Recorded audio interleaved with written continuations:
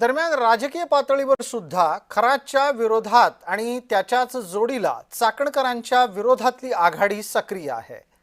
सुषमा अंधारे या ठाकरे गटाच्या नेत्या तर राष्ट्रवादीतूनच रुपाली ठोंबरे या नेत्या आज नाशिकला पोहोचल्या।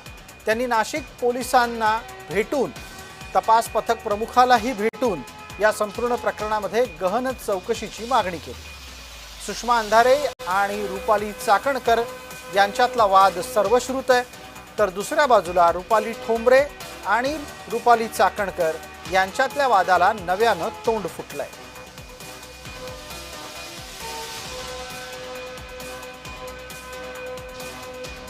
एवढी भयानक गोष्ट आहे की राज्य महिला आयोगाकडे आलेल्या पीडिता जेव्हा त्यांचं समुपदेशन होतं त्यावेळेला ते समुपदेशन होत असताना तुम्ही तुमच्या पत्रिकेतले ग्रह चेक करून बघा, असे असे बाबा आहेत असा करून ते प्रकरण वर्ग केलं जात होतं।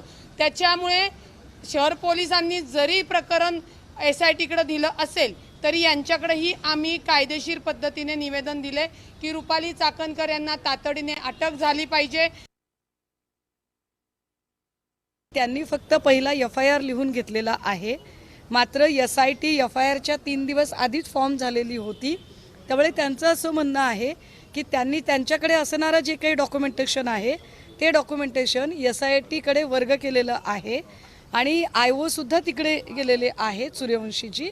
त्यामुळे या सगळ्या प्रकरणातली जी काही आत्ता तपासाची गती आहे किंवा आत्ता काय नेमकं आमची प्रश्न आहेत त्याची जी उत्तरं आहेत ती सगळी SITशी चर्चा केल्यानंतर मिळू शकतात।